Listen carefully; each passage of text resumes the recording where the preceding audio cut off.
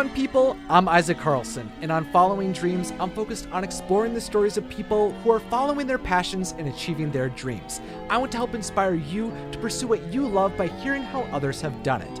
This episode is brought to you by all of you fun listeners. Through your reviews on the podcast, you sharing your enjoyment of the stories we are sharing here, and those who go above and beyond on Patreon, who are assisting in making Following Dreams grow as large as it can be, you are making this possible. Taking the time to show you appreciate the show by subscribing, reviewing, and sharing goes a long way in ensuring that this magical podcast can reach as many fun people as we can. Today, I'm speaking to a man who has hundreds of voices and has created millions of laughs. After a viral video launched his career, he has lent his voice to Air Bud Studio films, commercials with companies like McDonald's, and even to Tangled the series. Most famously, though, he is known as the host of the Bippity Boppity Bros podcast and as the creator behind hundreds of cartoon character impression videos that have amazed adults, children, and the characters themselves. To find out everything he is doing, you can check out his social links below. Welcome the amazing voice actor and impressionist, Brian Hall. Hey, how's it going? Dude, it's going great. I'm so excited to have you on to hear about your story and how you've been able to achieve this amazing career that you've created for yourself. Well, thank you. I'm happy to share it with you. Absolutely. Today, the first question I'll have for you is, what are you passionate about, Brian?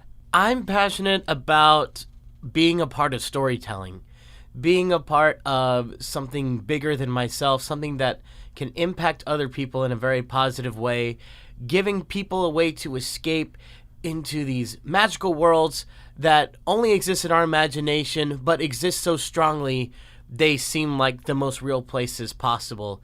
And one of the ways that I can help do that is helping, I guess you could call it the illusion of this story making by making the characters feel as real as possible with their voices. I think that's something that I've appreciated more as I've gotten older, is how much work and effort is poured into so many of the stories and experiences that I loved growing up. But back to your early beginnings, before you became a voice actor and got to be a part of all of this, what got you excited about cartoons growing up? And when was the time you realize that voice acting was something that intrigued you? Not necessarily to do as a career, because I know that would come much later, but when did you start to love animation? Oh, I started to love animation basically since I can remember. I remember falling in love with The Lion King when I was 3 years old, and I made my parents go to the theater about 3 times before it came out on VHS, because I was just like, I need to see this again, and I need to see this again, and I need to see this again. And when we finally got the VHS, I about broke it how many times I watched it after I got it. And it wasn't just The Lion King, but Dumbo was a huge one that we had in the house that I would watch on repeat all the time. Jungle Book, Aladdin, Beauty and the Beast, all of these, the list goes on and on. These were my favorite things to watch, and I fell in love with it all. And as I got a little older, I even went through a phase where I refused to watch anything that wasn't animated. I didn't see the appeal. I didn't care. I'm like, if it's not a cartoon, I want nothing to do with it. And that just persisted, that even when I did get out of that phase and I started watching live action stuff again, animation was still at the forefront and would be for the rest of my life. There was just something so magical about everything you see on that screen had to be created. It's not like in a live action film where you use sets of other films, or you use you go to the store and pick something up and put it in a video.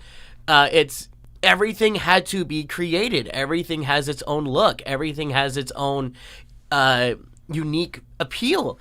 Even down to like the items in the environments. Like you look at a normal pot in real life and then look at a honey pot in Winnie the Pooh or something, and it looks nothing like it, but it serves the same purpose. And it's more than just, putting on a silly cartoon for kids. It's literally creating an entire world that doesn't exist, but it feels so real that you want it to be so badly. So to this day, I still love animation far more than live action stuff. And I know I'm like one of the only actors in Hollywood who's thinking this way, but was everyone else is like, I'll do an animated film if I have to, but the big blockbusters are where I want to go. And I'm like, if I had to, maybe I'd do something live action, but my goal is to be behind a microphone at all times.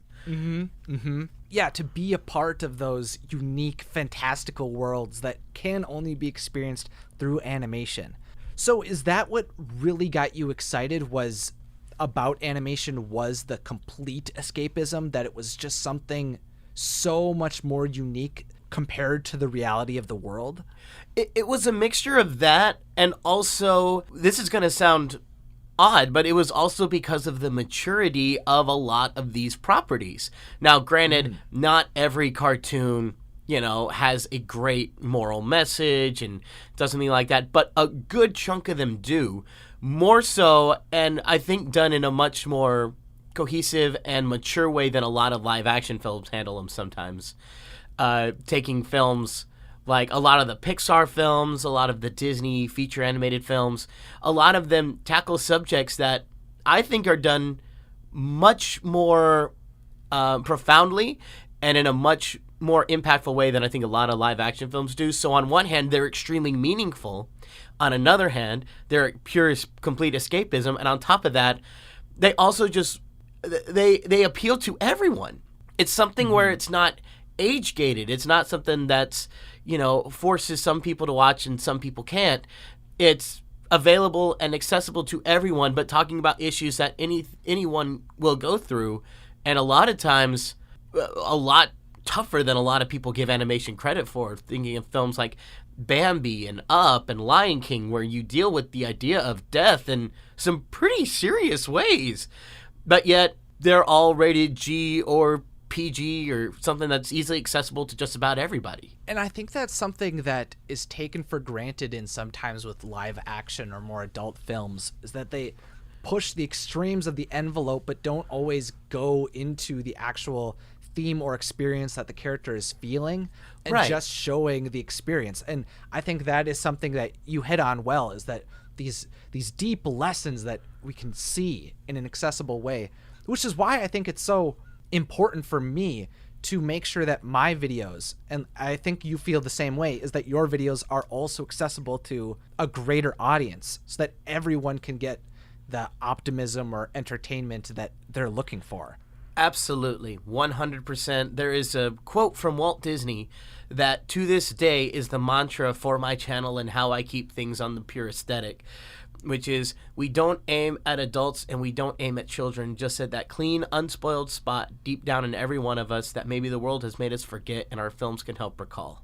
Oh, man, I love that quote. That is a really good one. There was one from, God, what is it? It's Saving Mr. Banks, that it's like, we help to like simplify the world through like the stories, that the fantasy is able to make people understand the world more. Yeah, are you talking about the part whenever he flies out to London and is with Travers at her house?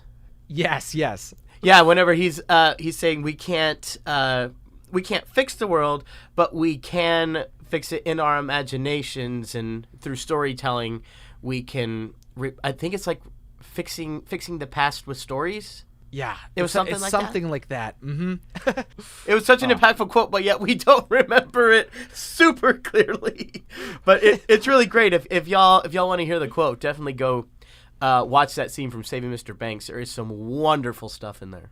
There are. That was one of those movies where I was like, it's just this live action thing about Mary Poppins, but like the more you get into it, it's like going through more of the philosophy of Walt Disney. Yeah. Which more and more resonates with me as I get older and make YouTube videos longer. Right. And when I first saw that, I was like, this is one of the few live action films that I'm really getting into. Please, can we bring Tom Hanks back and cover like another big point of Walt's history? Yeah, maybe all the stuff when he dealt with the strike back in 42 or something, that would have been a really interesting time to cover. I agree. Going into more of Walt Disney's past and seeing how he implements his philosophy when difficulties come about. Even like fighting for Disneyland would be just something I would love to see come to film. That would have been insane, especially with all the stuff he was trying to fight with Roy and ABC and everything else. Woo! It would be a lot to swallow all in one film, but I think it'd just be so cool. Absolutely, especially after, if y'all are on Disney Plus watching the Imagineering documentary they got going on, they touch on it a lot, but there's even more details than that. It's just, it's just, the amount of stuff that this man would do to push his vision and what he wanted to do was just incredible. I agree. It gives me chills just thinking about it. I love the Imagineering story. I think it's one of the best things that have been released other than The Mandalorian so far. It's so good. I agree. It's like Mandalorian and the Imagineering series were some of the highlights of the original content. Absolutely. So I'm aware that impressions for you have tracked back to seeing the Full House episode where Joey does an impression of Scooby-Doo out of the blue, which inspired you to try doing one yourself. Could you talk about what it was like to discover this talent? Well, weirdly enough, I didn't think it was a talent at first. I assumed this was something every adult could do. And just adults never did it around me for some weird reason, or that, you know, when you're telling a story and like, they'd go into a deep voice for this, I'd hear my family do that, or other adults around me do something like that. It was never like a full-on impression, but I just assumed everyone could do this. Like, because I grew up watching guys like Dave Coulier on Full House, or Robin Williams doing his impressions bit, or learning about the voice actors like Jim Cummings, who does like 500 characters, or Tom Kenny, Tom Kenny was a thing a little later, but Rob Paulson, and all of these amazing voice actors. That I was just like, so there's tons of people who can do this. You know, it's not that unusual. So I bet I could do that pretty easy. And when I first learned it, I was like, okay, so I got one down. All right, cool. And I didn't think anything of it at all until I went to school the next day, and I just casually dropped Scooby into conversation because that's just how I assumed every adult operated until I did it, and everyone's face in that conversation, they look like they just seen a ghost as they like slowly turned to me, just like, what just came out of your mouth? And I was sitting there going, can y'all not do this? No. Is this not normal? No. Okay, well, I have a talent. I didn't know it was a talent. Okay. Yeah, so you just stumbled upon it and just suddenly realized that this was something that was specific to you that you were willing to try. Yeah, it kind of started when I was a little younger. Just I watched these films so much I could hear them clear as day in my head. And when I was growing up, I was required to be in sports, which I could care less about. So I picked baseball because I could sit out in the outfield and do nothing. I could intentionally stay a bad player and get put out in the outfield where I could sit out there and daydream and replay Disney movies in my head. And so I could just hear them clear as day. And for some reason, that just translated in, well, if I can hear it, I should be able to speak like it. I don't know why that's where my brain went, but it did. Oh, man. Do you have like a photographic memory? Is this like you're able to recount all of the sounds and everything to do with any movie you see? Or is this like limited to the ones that you've seen a lot? If I watch a film about 7 times, then I can usually get almost the entire script memorized and most of the sounds and all of that jazz. But it has to be like 7 consecutive viewings, and if I do that, it's locked in there pretty permanently. Wow. That's impressive. Dang. Now, to this day, there's still stuff like Blue Sky's Horton Hears a Who. When that came out, I watched that so much that I think to this day, I still have every word of that memorized, even though I haven't watched it in about 5 years or so. Oh my goodness, that's crazy. Oh, but so cool. So when you started doing these impressions, I know that friends would ask you late into the night to do impressions, so you would put them on YouTube with just your webcam. What did you know about YouTube at that time, and were you aware of the potential it had? I was faintly aware. Like, it was...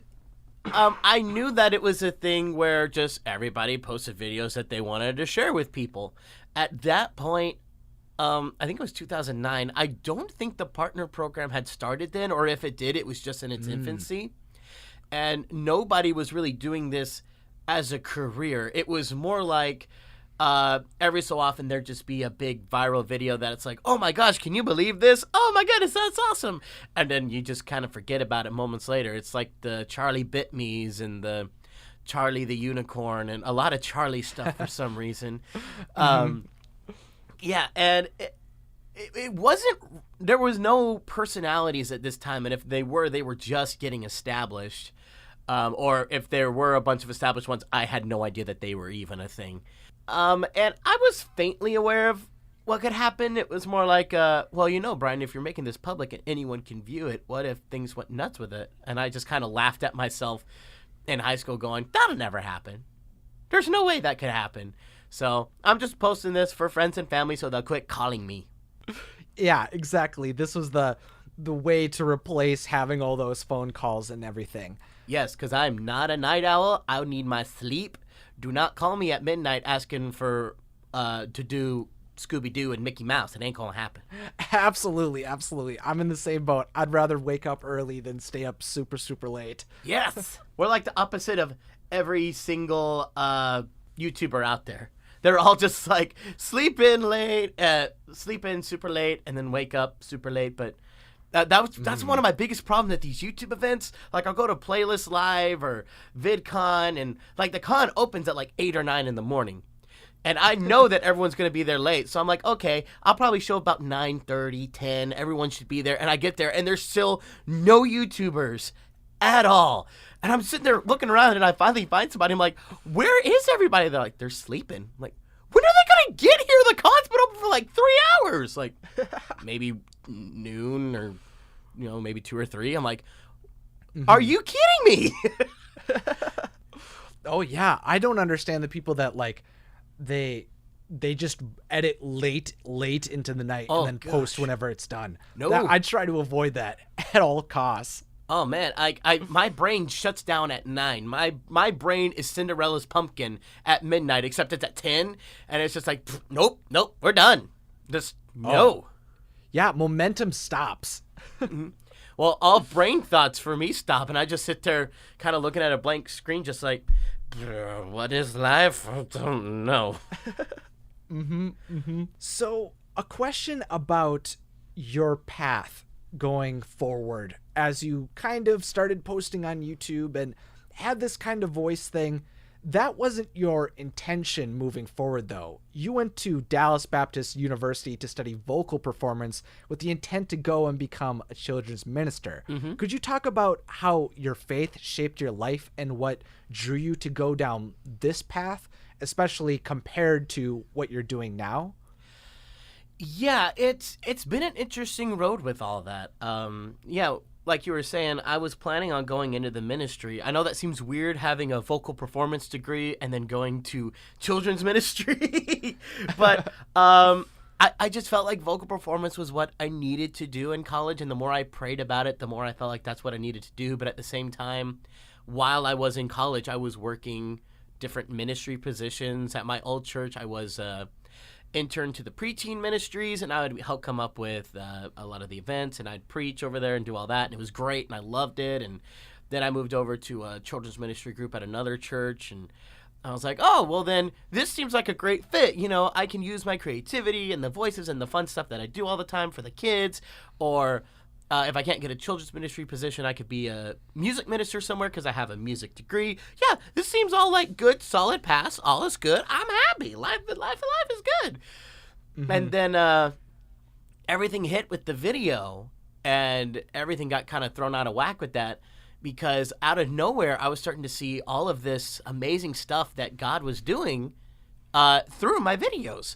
Because I'm sitting there thinking, oh, it's just, you know, me doing impressions. It's not really that big of a deal. And to me, this is no big deal at all. This is stuff I do every day. Even when I made the Let It Go video, all of my closest friends are like, oh yeah, he would do this on a daily basis. This is nothing new. This is nothing crazy. But it took off like wildfire. And just to see the response people were having to it, a lot of them faith-based, surprisingly.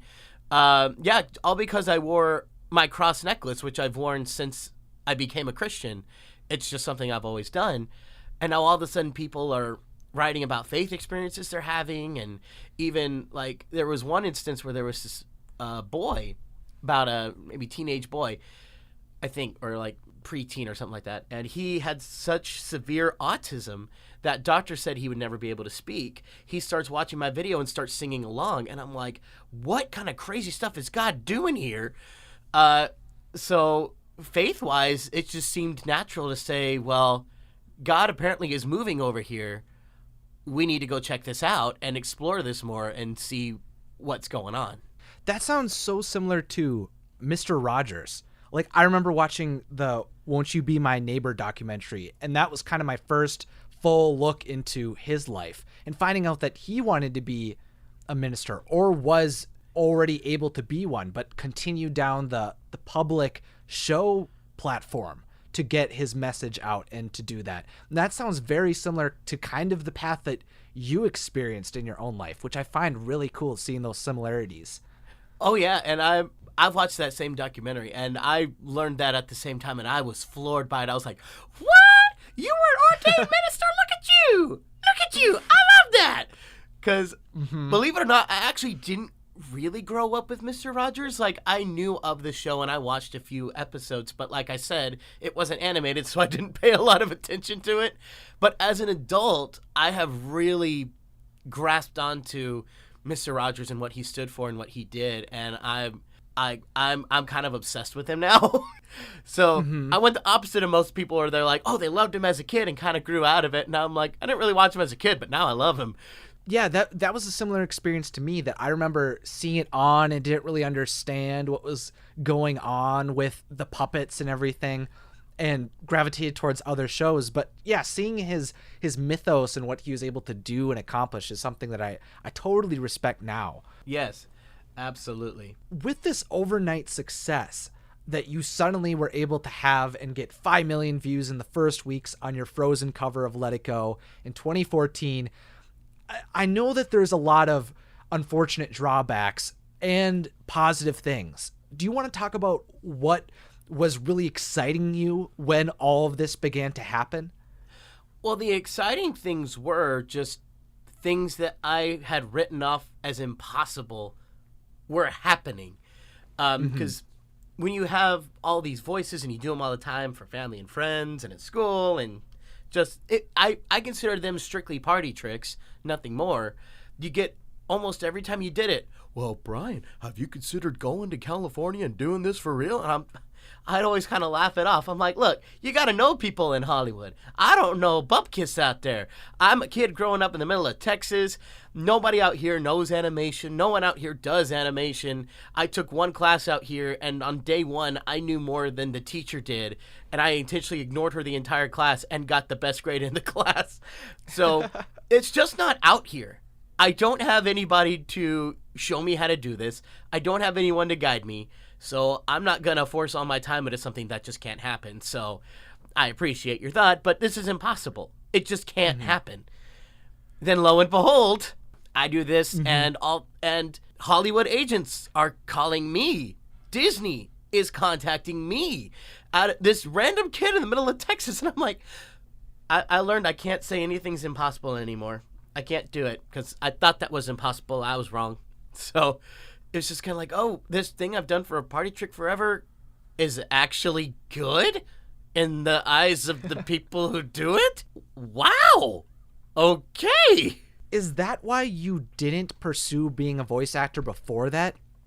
Because was that your, like, out of all the opportunities in the world, was that something you dreamed of and just didn't think was possible? Or was this just something that you really hadn't even considered before?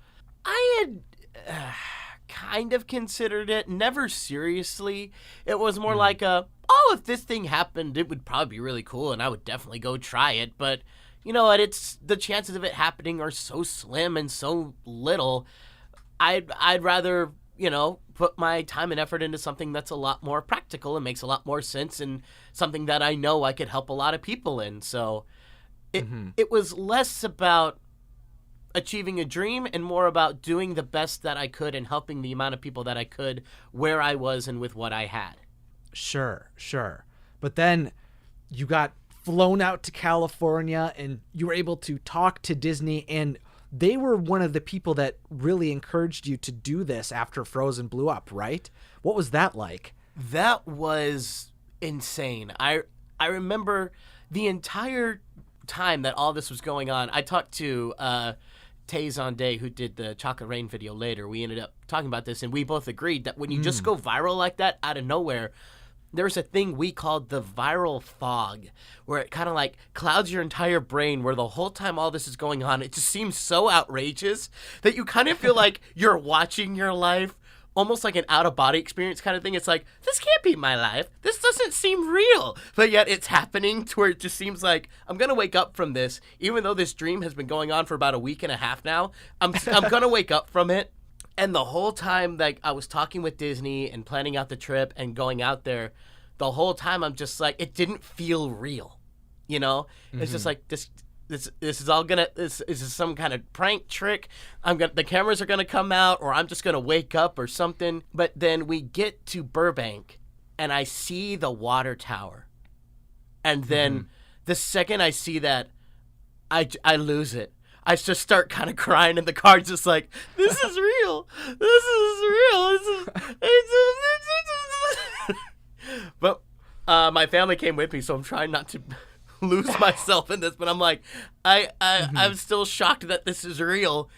And what's crazier is the casting department for voiceover and stuff, they are in the old animation building on the lot.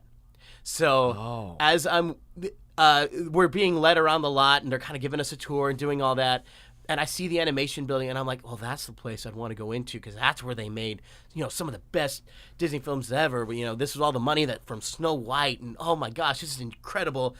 And then we start going up the steps, and I'm like, no, we're gonna go in there.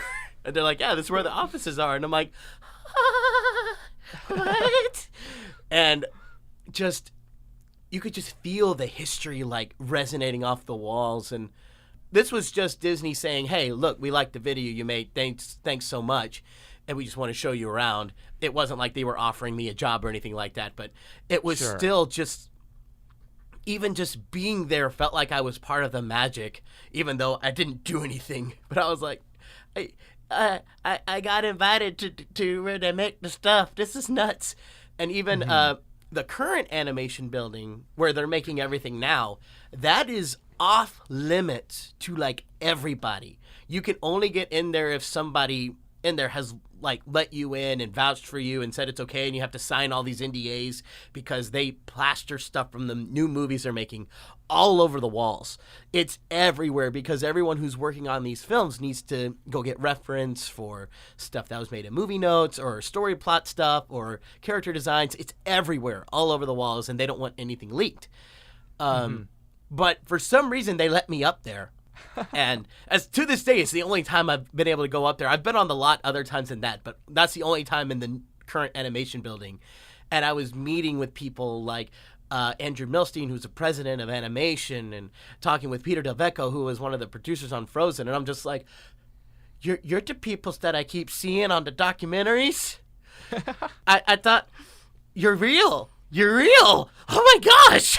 Because to me, these guys are the big stars, not like The Rock or Kevin Hart or all these guys. It's the animators are my big stars, like Glenn Keane and Andreas Deja. These were like my heroes growing up, or like a lot of the team that made Pixar. So I'm sitting there like, oh my gosh, we're with Disney royalty right now. And my parents are sitting there going, we don't know who any of these people are. And even then I'm having to preface my mom just like, okay, I know you don't know Disney too much, but do not mention Shrek. That's not Disney.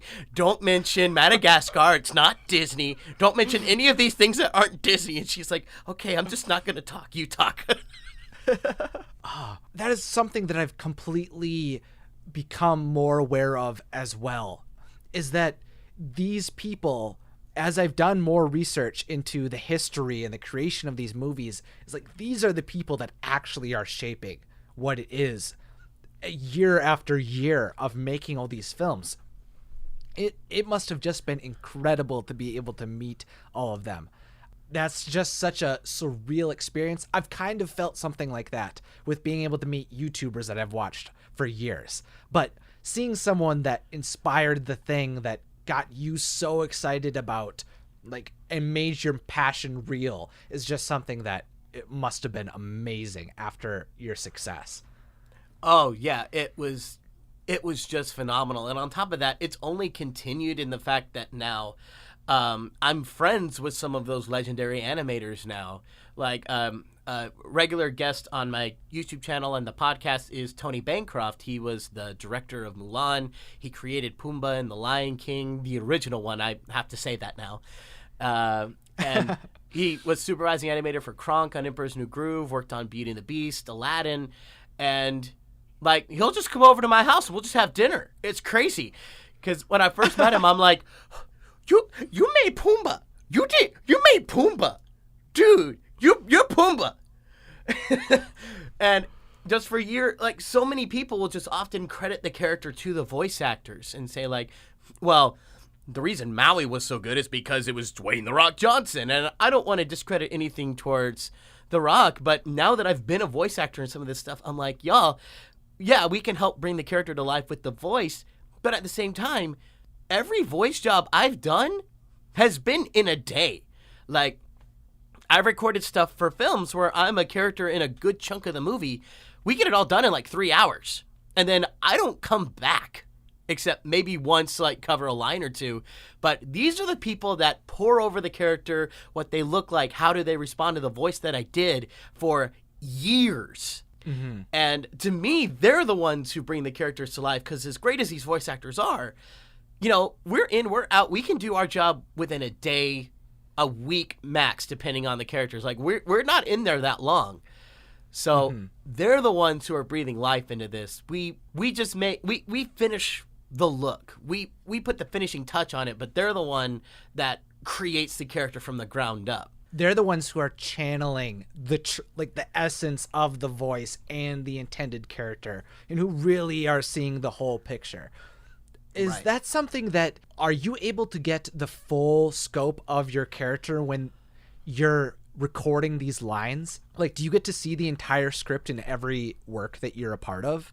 Not every work that I'm a part of, but there have been some. If I'm a big enough character, then I'll get the full script and I'll be able to see it all. Like, for the first thing I did with Air Bud, I was Murray. He was kind of a comedic sidekick. That's the best way I can describe his character arc. He wasn't in the film for an egregious amount of time, but he had a good, 5-10 minutes on screen. And I did get the full script for that, and I was meeting with the director, and we talked about stuff a little bit beforehand, just kind of work things out and know exactly what we were talking about. And they were all like phone meetings and whatnot.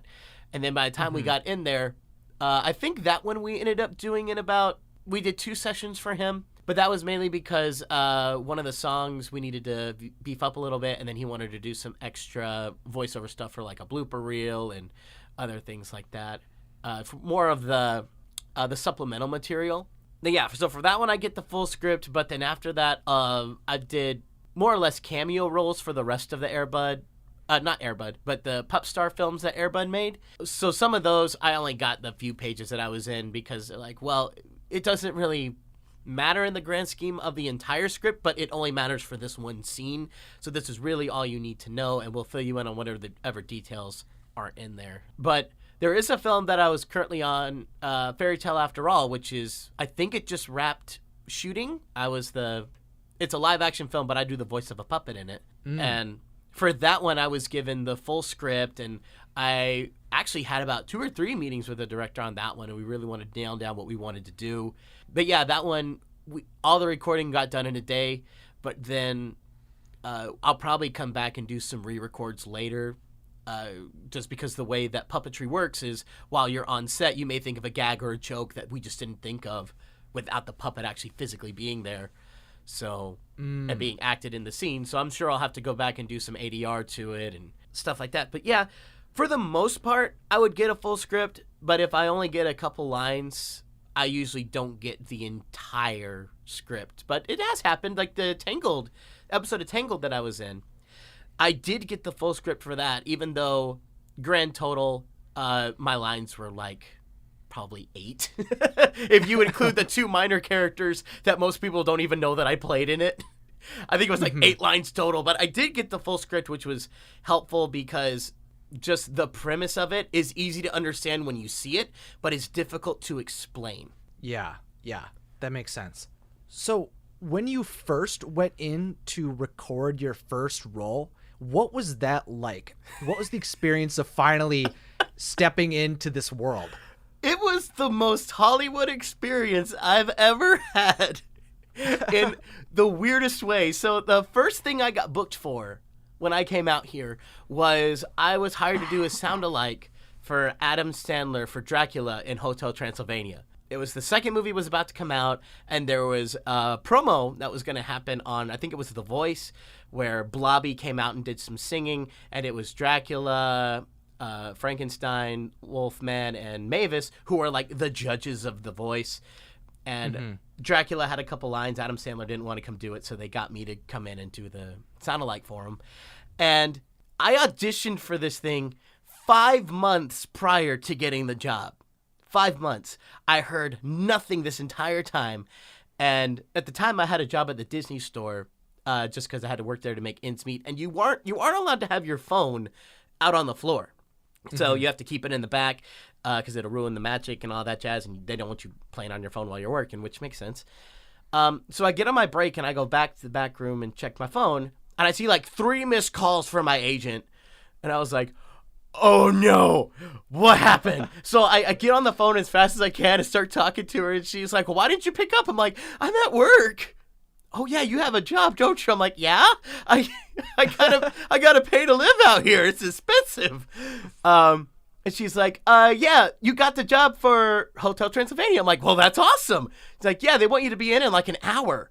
You had 5 months to book me for this, but couldn't give me like a day's notice that you wanted to do this. I'm like, I just can't run away from work right now. But luckily, she realized that was kind of insane timing. So she's like, don't worry, I've already told them that I'm trying to get you on for tomorrow instead. I'm like, thank you, because then I at least can call out sick or something. So we were able to smooth everything over, and we got in the next day. And I get in there, and it's literally just me and the recording artist. Like, no one else is there. No directors, no producers, no nothing. It's just him. And I'm like, oh, where's everybody else? Like, oh yeah, normally we'd have everybody here, but you're saying 3 lines. They trust me to do this on my own. I'm like, okay. So I'm in there. I say all the lines. I'm literally in there for 5 minutes and I'm done. I'm like, this is it? Yep. You don't need anything else. Nope. Okay. And it came out and everything looked great and everything. I was just like, this is the most Hollywood thing I've ever heard. Because I've always heard the phrase out here in Hollywood, either things move at a snail's pace or at a cheetah's pace, and you never know which one's which. So there's a great phrase out here. It's hurry up and wait. And that was the most real thing I could think of actually happening to me, where it's, we waited 5 months on this. Get in there. Oh yeah, and now we don't really care enough to all actually be there, but just record it. Like, this is so weird. Wow, that is wild. I've had weird experiences like that where you like reach out to someone, or someone will randomly reach out to you, and it just like won't come about for anything for months as well. But that is just such a weird thing when you're like auditioning and have to be ready at a moment's notice. But I guess that's kind of just the weird nature of like the massive schedules and the massive productions. But man, that's wild world in Hollywood for sure. Yeah, it's really wild. And luckily, most voice acting jobs at least give me like 2 or 3 days ahead of time. But that was just the weird one. I guess because they knew I'd be done in like 5 minutes. So, but yeah, still to this day, that was the shortest recording session I've ever been in, even though I've been in other things that technically had less lines, but they wanted it done like 800 different times because they didn't know what they wanted. But this one is like, nope, we know exactly what we want. Just go ahead and give it to us. How would Dracula say this? Boom, we're done. Okay, get out. Wow. So you have been able to interact in the Hollywood world. You've been able to record a lot of cool lines and be a part of cool projects. But you had a fear of fame before going into all of this. People around you had that perception of you change, and you felt like you couldn't talk about what was going on because you feared being judged for seeming ungrateful while all this craziness was going on. How did it feel to have your established life be so shaken to replace and be replaced by this just fantastical one? In some ways, it was great. In some ways, it was awesome in just the fact that I could help so many other people that I wouldn't been able to touch otherwise, and just being like, yeah, I could brighten up your day. I could do something to make your day better or special or something like that. But at the same time, I'm a very simple man. I don't really like anything big or extravagant or crazy. My biggest dreams growing up were just to get married, have a family, have a small picket fence life in a little town, and just have people that love me. That's really all I wanted. And to this day, that's really all I still want. So it was just weird when two different worlds collide like that. It felt like I was watching a documentary of like those bighorn rams that are just like smacking the ever-loving dog out of each other, like smacking their heads together. That's kind of how I felt like these two different worlds were. On one hand, it's like, oh, I just want a quiet, simple life. But on the other hand, it comes in, but look at how many people you can impact. So it's like the two are butting heads together. It's like, you want to help people, don't you? But you also want to just have a quiet life. But you also want to help people. Just want that. It was just weird. And then while that's going on, most of my friends that were closest to me at this time, these friends that I had were basically family to me. And out of nowhere, they all just quit talking to me. I was like, what happened? And I talked to them about it later, and it turns out they were just scared that they would seem like they were just trying to be my friend because of the fame, which I thought was ridiculous, because I'm like, y'all would have bent over backwards to do anything for me before this happened. You really thought I was going to think that? Mm-hmm. And so we worked everything out with most of them. There was a few that we could just never rectify things, but for the most part, I'm still friends with the vast majority, which is great. But it was just weird to, the thing that I wanted most was just a quiet, simple life, and that seemed to be gone, but what was in its place was still great. It was just this weird dichotomy of like, well, what? It's like winning the lottery when you didn't even submit for it. And you're like, I didn't ask for this. I didn't really want this. This was nothing that was even on my radar. And yet, here it is. What do I do now? You're just blindsided by this thing you had no idea was even a possibility. And that was just tough. So I eventually just had to work through that on my own. If you notice, there's like if you go look at my history, there's about 6 months span between Let It Go and when I made my next video. Because that whole time was just me trying to figure out, well, what do I do? Do I just keep going with plan number one, or do I try to do something else with this? Or I'm talking to Hollywood executives. I'm flying out to California every other week. What's going on? Mm-hmm. So it was, to this day, the only thing I can really describe that time is just confusion, pain, and some sheer intense joys. My life was a roller coaster. Every day I didn't know if I was like, okay, is today going to be a good day where I can help a lot of people and everything's great? Or is it going to be a day where just everything that I knew and know and loved like crumbles in front of my face? Or what's going to happen today? I just don't know. Mm-hmm. Yeah, that you were suddenly pushed down a path that you didn't have the sights on going for. Like, there's so many people that are trying to break into different realms, different industries, and all of a sudden you were thrusted into it without any intention of going towards it. And so that must have just been such a difficult thing to do when you were already so comfortable on the path that you were going down. Yeah, it was difficult, and on top of that, it's even more difficult when you have thousands of other people that are telling you should go down this path that you weren't ever intentionally going to go down. And not to say that that is a bad path, but it's just number one, you're not expecting, you weren't ever planning on going down, and you have to ask yourself those critical questions like, well, yeah, most people would kill for a chance like I have, but is it something that I truly want? Or is it something that I'm doing just because everyone tells me that I should? Yeah. What made you decide to attempt to fully take advantage of the opportunities that were surrounding you on YouTube and in Hollywood? What was the final thing that made you decide that this was the thing for you? Was it the idea of being able to reach so many people? That was the biggest reason why. Yeah, that was the biggest one. And the only other thing other than that was I realized this would be my only shot at this. And if I 20 years down the line, would I look at this saying, I wish I at least tried? You know, I don't have to stay in it forever because, you know, Hollywood and fame, all that stuff is fleeting. One moment you can be the toast of Hollywood and the next moment no one remembers your name. You know, it's so fickle that I can always come back to this. It's never going away. It'll always be there. And I'll always have people that I can count on to, you know, pull me in back into the old world that I was in and everything would be fine. But 20 years down the line, will I look at this always wondering what could have happened? So it was a mixture of that plus how many people I could impact. All of that kind of worked together to say, we need to at least try this. It may not be forever.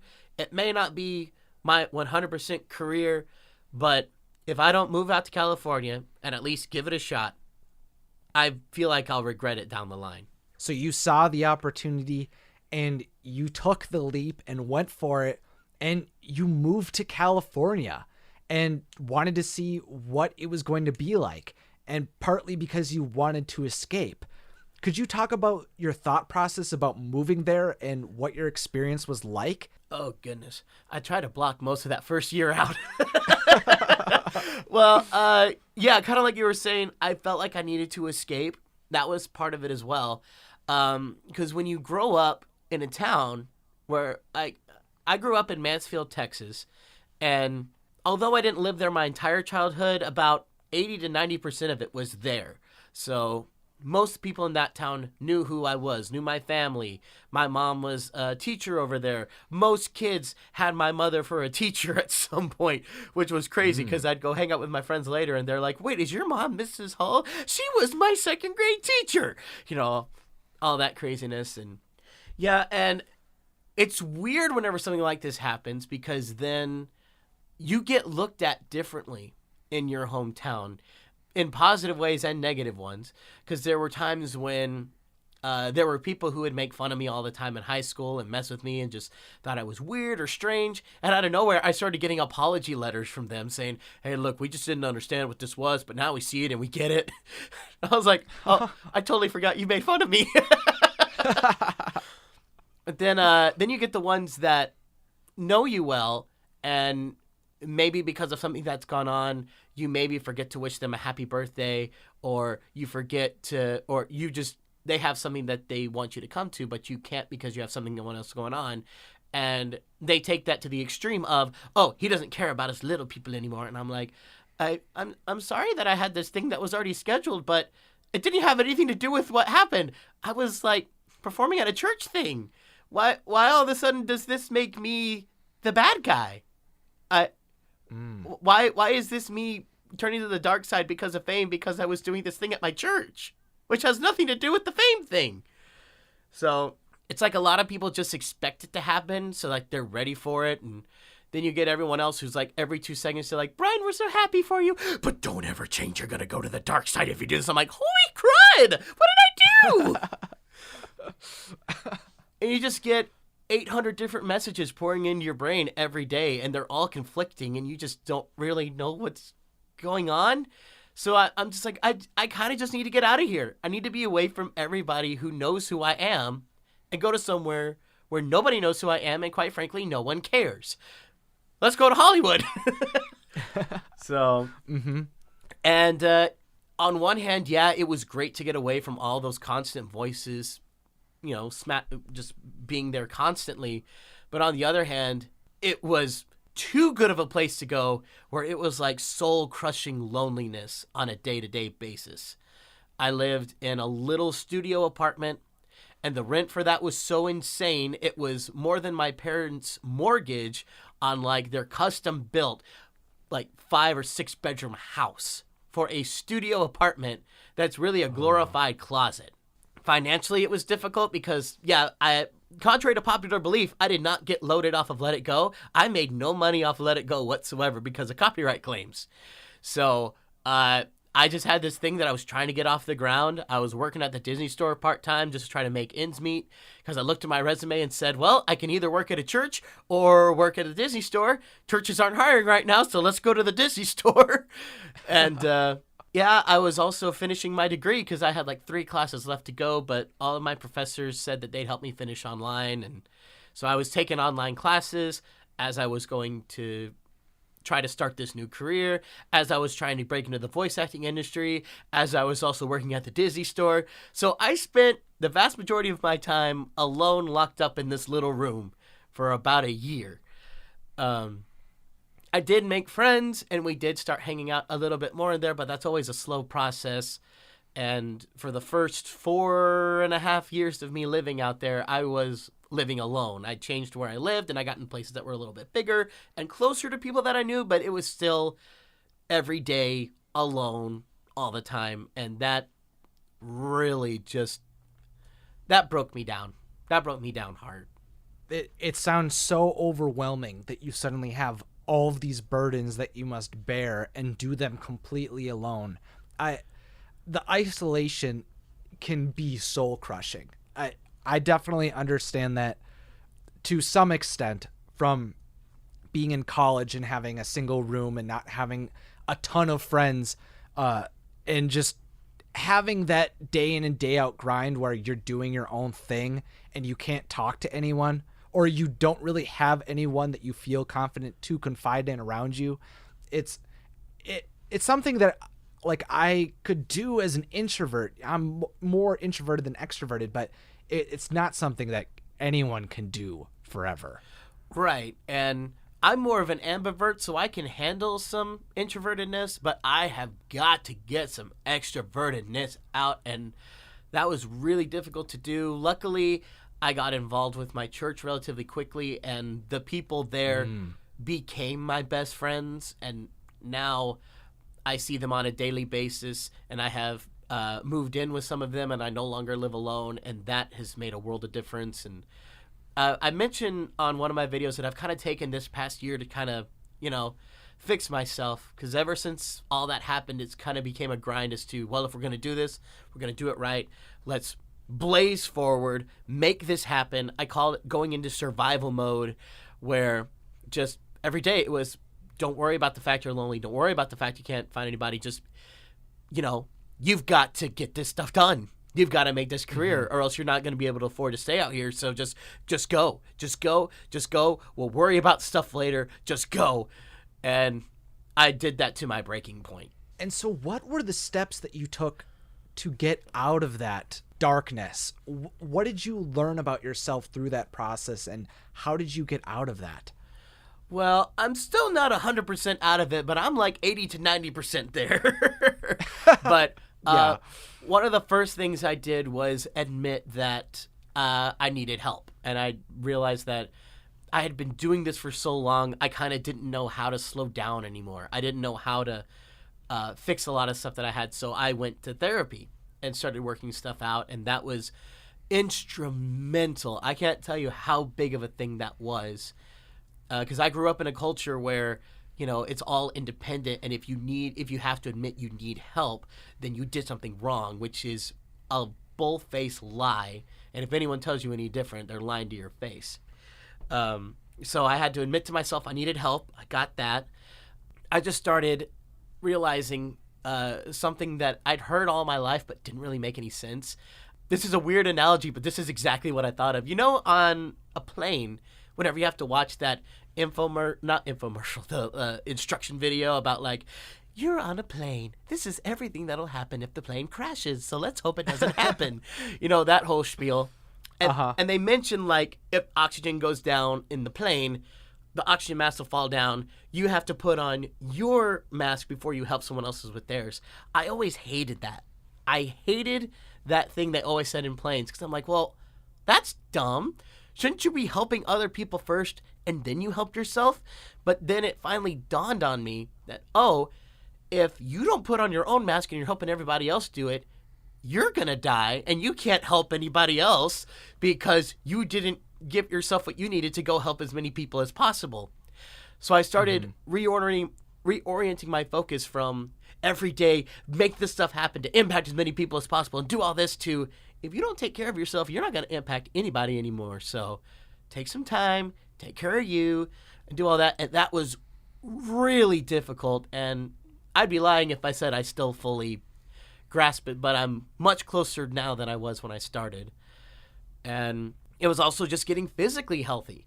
I started going to the gym, eating healthier, doing all these things, no longer eating around my emotions or working through my emotions in a healthy way, not just eating as many Wendy's Baconators as I can. That's really what I've been going through, and I'm still not done yet. And I went back to therapy, and I'm getting more stuff done, and really trying to fix the damage has been done. It's just it's always a battle. It's always a struggle, but it's one that as long as you're moving forward and doing as much as you can, it's one that you can recover from. Truly. And it's a long process. And I feel like there's never going to be a time where anyone feels like they have everything figured out. Right. It's always going to be something that you're struggling with or working towards, that something's resisting you. So it's amazing, though, to hear that you've made a lot of progress with yourself and have been able to maximize your happiness while going after this big dream that you've been now pursuing after your viral success. Well, thank you. Absolutely. So going on a more positive note now that you've been able to do so much and live out in California for so long, what has been the most surreal moment for you that you couldn't believe you were doing what you were doing? The most surreal moment is that's a difficult one. I still think the most surreal moment was being at Disney the very first time. But if I had to pick one from when I was actually doing a job I was hired to do, it would probably be the Tangled show that I did. For those of y'all who haven't seen the episode, I play teen sideburns in it, like the Stabbington brothers. Well, I did both of them, even though the other one doesn't really talk. He's had a couple sound effects I did. But in the show, something happens to Rapunzel. I'm not going to tell you what, because no spoilers here. You ain't going to get none here. But through a series of circumstances, everyone hears and sees her as the Stabbington brothers. And I provide all the vocals for that. And the craziest thing was when I got in there, I just assumed I would be, doing the voice of the Stabbington brothers, kind of as Rapunzel, do something a little more feminine. And they straight up said, no, we actually got Mandy Moore to record all this dialogue for you, and you match her inflections. And I'm like, Mandy Moore recorded dialogue just for me? That's so cool. That's pretty crazy. So the way that this particular show was working, everything was already animated by the time I got in there, which is so backwards from normal animation. But I guess I got into it late or something, and I guess since they already had Mandy Moore do the voice for it, they just animated it to her voice, and I just matched it. But I was watching the cartoon finished, but I was hearing Mandy Moore in my headset as I was speaking as the Sideburns as her. So my brain was doing like 30 things at once for the show, but I was like, this is like the most fun challenge I have ever had, and I'm eating this up. Oh my goodness. And that's so cool too, because I'm aware that you're a Tangled the Series fan. So that must have just been a cherry on top of being involved in this really cool Disney project. Yeah, and it has increased my love of the show, being a part of it, especially because I talked a little bit with the creators there because they were trying to explain to me what happened. I'm like, oh, I've seen all the episodes like 3 times. I know what's going on. And they're like, oh, you're a fan? I was like, yeah. And we're going into stuff. And this was before season 3 had started, because we recorded this about 4 or 5 months before season 3 got going, and I'm sitting there going like, the cliffhanger at the end of 2, I need to see what happens. And he's like, oh, you're gonna get that. I'm not gonna spoil nothing for you, but you're gonna get it. And I'm like, I was even scared to read the full script because I didn't want anything spoiled for me, so I had to prep them. I'm like, is there any big spoilers in this for the whole overarching story? And they're like, no. There's 1 or 2 little things, but nothing that would like ruin it for you. I'm like, okay, good. I'll read the whole script now. Otherwise, I'm like, I'm just gonna read my parts and that's it, and hope it's safe. Yeah, I mean, like, especially if you are in like one of the midterm like episodes. Oh my goodness, you would have gotten all this craziness. Yeah, if I was in an episode with a certain character that shall remain nameless because spoilers. Let's just say a lady character. I'm not gonna go any more than that. I probably would have been like, this is the only way I'd want it spoiled for me is to read the script because I'm in it. Exactly. With Mandy Moore and Zachary Levi right next to you.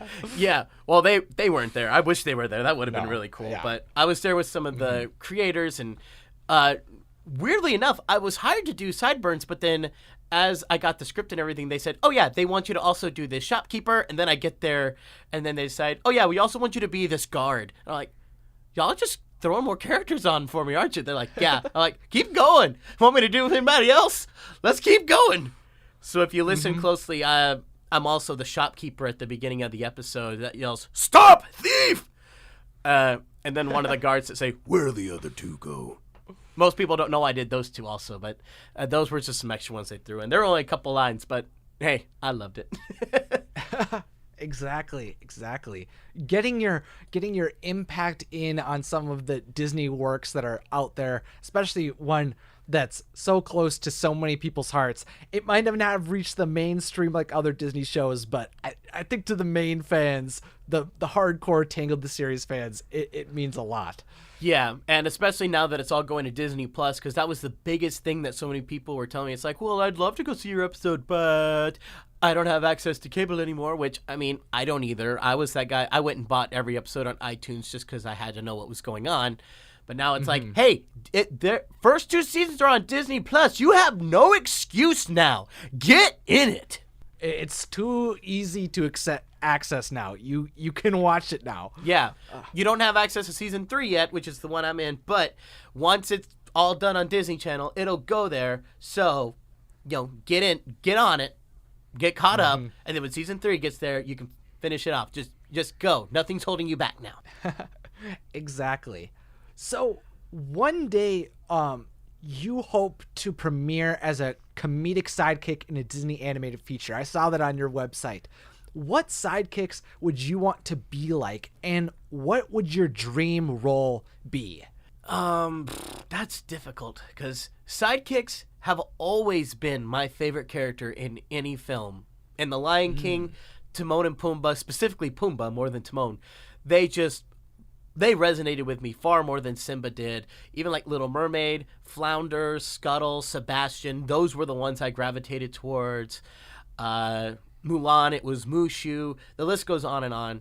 I would probably say I would want kind of a mixture of a Pumbaa Olaf character to be like the one that I premiered. I remember watching Frozen going, I want to be Olaf. But I want a little more of that, a little more of the sweethearted nature of Pumbaa. Not that Olaf doesn't have a sweethearted nature; he's very sweet. But it's just a little more obvious with Pumbaa. Olaf's a little more like, I kind of see him as a little bit of a space cadet with a good heart. I like someone who's a little more focused on what's going on. If you catch my drift. Yeah. But then out of all the characters that I wish I could play, it would probably actually be Genie from Aladdin. I remember when the Broadway show was getting cast, I was so close to jumping on a plane and going to audition for that role until I actually looked at the details and they said they wanted somebody who was older and not of white ethnicity. So I'm like, oh, okay, I'm out because I'm young and I'm white, so that's not going to work. But for a split second, I was dead set on going to do that because just the impact of that character was phenomenal in that movie. And I think without the Genie, the film would have been good, but with him, it was amazing. Yeah. So Sidekick characters like the genie can skyrocket films to like a completely different level based on how they are. So there's so many iconic moments of them taking the action under their control. Like Lumiere, for example. One of the most iconic bits in Beauty and the Beast, not by any of the main characters. Yeah, but by Cogsworth and Lumiere doing their thing and Be Our Guest, all that jazz. And I know a lot of people have very strong feelings towards Human Again, but I actually kind of liked it, how they did it. I really loved it in the Broadway show, but then I actually didn't mind it being an animation, but at the same time, I remember how I felt when Morning Report got added to Lion King, and I was so mad. It's like, it's great for the Broadway show, but don't you dare put it in my movie. And I realized a lot of people did that with Beauty and the Beast, too. So I respect that, even though I kind of liked it. Oh, man, when I saw Morning Report in one of the edits, I was over at a friend's house, and I was so caught off guard. I was like, what is going on? The movie just goes to a complete stop and does this whole musical number. And I'm like, what is happening? Yeah, I was like, it worked great for the Broadway show. You know, it worked fine there. I have no issues with it there. There was no reason for this to go into the animated film. I mean, at least Human Again has the notion of this song was supposed to be in the movie originally, but yes. It just didn't work in that spot. So they put it in where they put it in the Broadway show, and I thought it worked fine. I think the original film was just fine on its own and didn't really need it, but I didn't hate the new edition, but I'm definitely a minority in that, and I know that. But Morning Report, I'm so glad everyone agrees with me on that. It's like, no, that was dumb. Don't ever do that. So, Brian, you are experiencing some concern, I know, from your YouTube channel about COPPA moving forward, and I completely relate to how difficult that must have been for you so far. I'm sure you'll be able to make it through, though, and continue to live out your dreams after all of that you've been able to accomplish thus far. You've built your career into something you can sustain and make you happy. So where do you see your journey going forward? What would you like to accomplish moving forward? What I would like to do moving forward is just continue to do what I've been doing for the past year and a half, which is take some time to really take care of me and make sure that I can deliver the best performances and the best content possible. And so one of the ways I'm doing that is by pulling back in a few of like the extra endeavors I've been doing, kind of going back to the original heart that I had with YouTube before it was this, I guess, kind of the video factory that I turned it into after a while, and be like, okay, well, let's go back to that original stuff when I was only making a few videos every so often and making each one special and unique and really pouring myself into it. And it's less about meeting a quota and more about creating something amazing. That's where I really like to go. So I'm doing what I can to create more time for myself on a daily basis to pour into that. John Cleese had a great talk about what creativity really is. And he said one of the best things you can do is just create playtime for yourself to make those amazing things. And I realize that's something I've truly been missing. I don't let myself do playtime. I've kind of gotten to a business creative mindset where it's like, okay, what's going to get the most people's attention for the most of this, for the most of that? And I'm like, it's kind of, I feel like that's a short-term way to look at all of this stuff. And I need to be thinking a little more long-term, especially with what is going on with COPPA. Is based on what I've been hearing, it seems like it's not going to be as bad as they've made it out to be. Yes, that's how I've been feeling as well. Yeah, because everyone on the inside keeps saying, no, they're listening, they're really taking this into consideration. And it's just one of those things where I'm like, okay, if they are, why don't you change some of the details? But they won't do it. They just keep saying, oh yeah, we're not going to be that tough on it. Like, okay, can you be more specific? Yeah, it's just one of those things where like, just trust us. Just trust us. It's going to be fine. We're not going to destroy YouTube. Just trust us. I'm like, I'm sorry. I just don't, because you won't change the wording. If you change the wording, I trust you. So yeah. I'm trying to create a position for myself where just in case something happens, I don't think it will, but just in case, I have enough of a springboard time-wise and with extraness around me that I can maybe go to a different platform, maybe revamping everything that I'm doing, basically, I'm in a point where I have to kind of reinvent what a Brian video really is. Take the core of what the old stuff was and try to wrap it in a new package, or find maybe a new core that's developed after I have gone through and fixed myself, and it's no longer shove all these videos out just so I can afford to stay in California. Now it's like, no, let's make something unique and really special that each video is just something amazing on its own. That's where I'd like to be. So that's my plan moving forward. We'll see if I can actually make that happen. I find it so difficult as well to let the control of what you're doing over to someone else, like the government and YouTube with like the algorithm. I mean, it's so painful to see numbers go down or subscriber counts not grow as quickly, and I find it very difficult to deal with. And finding that creative balance versus I still want this to be an intelligent entity that is run like an intelligent business. Finding that balance between the passion and the business side of it is something I struggle with as well. And so I'm glad that you're coming down a path where you're willing to be malleable and thoughtful about what's sustainable for you, especially since you're on this path of like rebirth in what you're doing. Yeah, and even then, as much as people get this idea that creativeness and business are just so easily go hand in hand together, they really don't. They're always at odds with each other. Even in these big studios, they deal with the same stuff that we go through, just on a much bigger level. Because you look at what happened in the right after the Renaissance, during the Disney Renaissance, executives kind of kept their hands off of animation. They thought it was dead. And then all the creative people got together and made these amazing products. Sure, there was some business involved in there, but it was really the creative minds that were beefing it all up to when Lion King hit. All the executives finally wised up and said, oh, hey, look, animation can actually get like good business stuff. But unfortunately, they took that too far. And from what I've heard from people who were working there at the time, they put too many executives on too many projects who didn't understand the creativeness of what was going on, and really ended up hindering a lot of the stuff that they were doing, which led to the eventual downfall before the quote-unquote new Renaissance, I guess.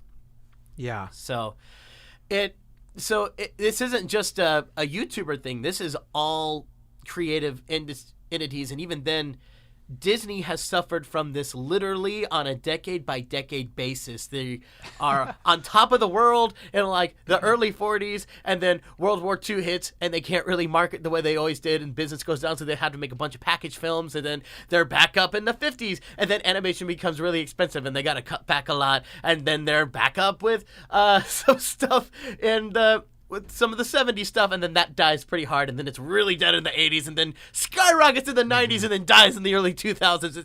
It's always on this constant ebb and flow between business and creative, so it's always difficult, and no one will ever truly get it. Yeah, and it's so difficult, too, because when these films, especially like, it's easy to point to the Renaissance, is that budgets weren't super massive, but they were able to pour in creative energy to create great products. Right. And then executives get like an ego with it that they can't lose.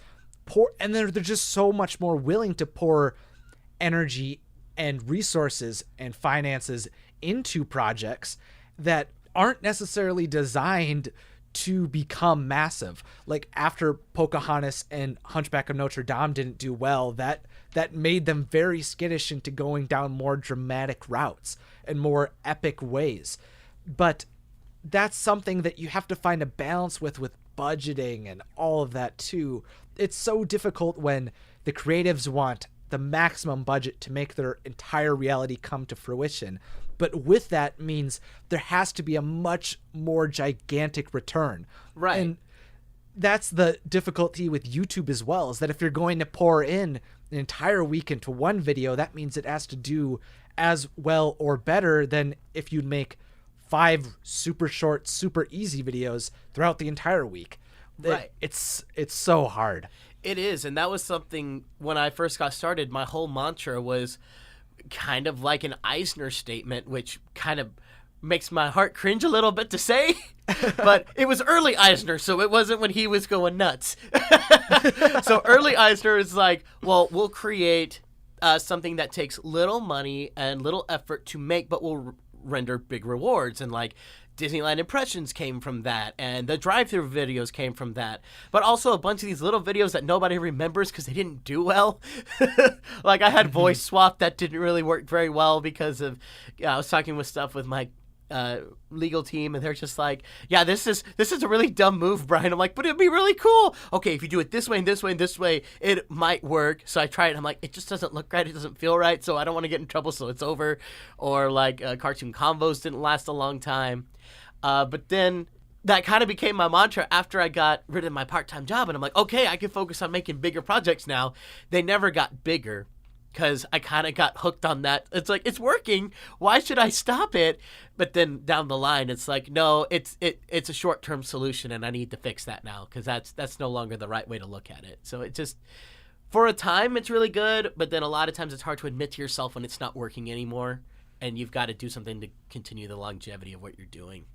Yeah, that's something I've felt too, is trying to stick to a schedule, is that I'm trying to make sure that I'm releasing enough content so that people are able to keep seeing it and the algorithm can see that I'm making this channel active. But dadgum algorithm, I hate that thing. Oh my gosh, same. I've been seeing my videos just get suggested less and less recently. And it's just like, but what is different about what's going on right now? This is it's like, gosh, you can't predict when anything's going to happen. You really can't. Like I was in the same boat as you. I think we talked about this a little bit. What is it, around October? Those were the worst numbers I have seen in years. But then out of nowhere, I got very lucky, and one of my old videos took off and got a lot of attention. But I realized it's not the same for everybody else. So I count my blessings there. But at the same time, I was still sitting there going, what happened? What algorithm? What'd you do? It's like, I think it happened to almost every single Disney creator. Like every creator that I knew who was making content in the vein that we did, all of us were hurting at that time. And like, I guess the algorithm just decided they didn't like Disney out of nowhere.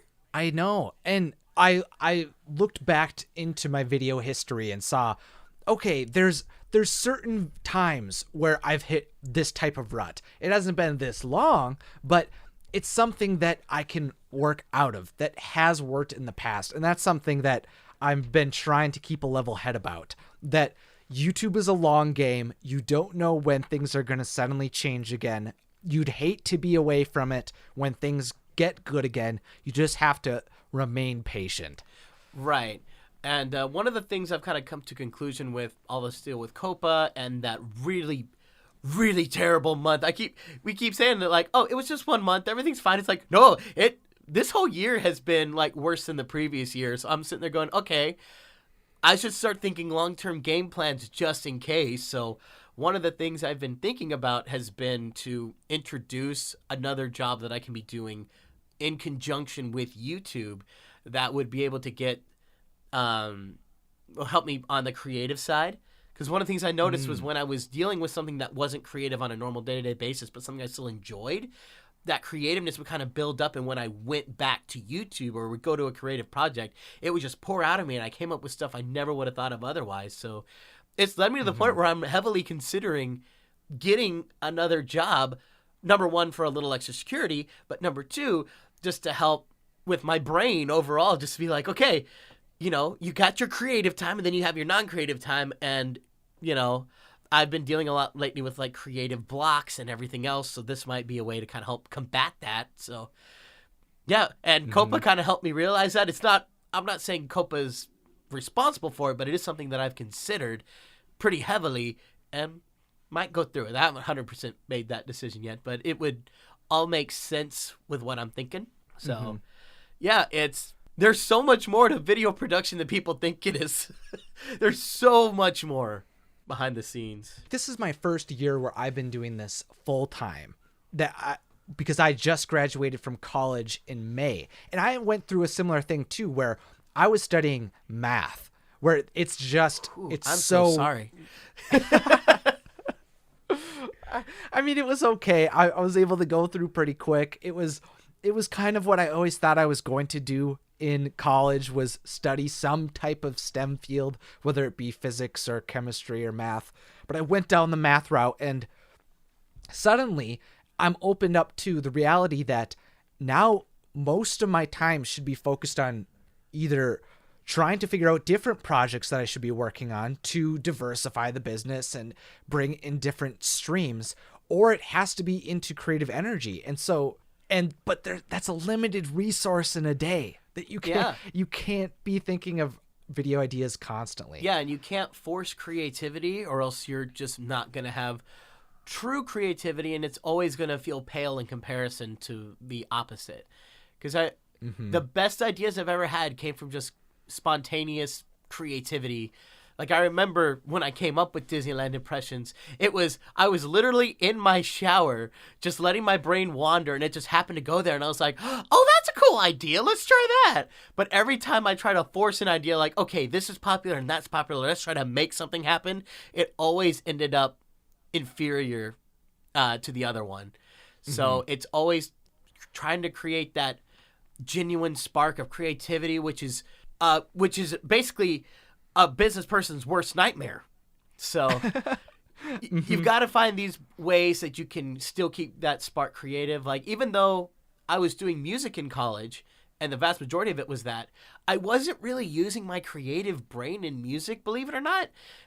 Music can be very methodical and very logical thinking, and for a portion of my time in college, I was writing music, and it was not really an emotional thing when I was writing it. Although emotion played a part, it was more about thinking through form of music and the rhythmics and kind of the more logic side of it. So my logic side was getting fed over there, and then my creativity was when I'd go off and, study animation or do some drawings and artwork or study some voices.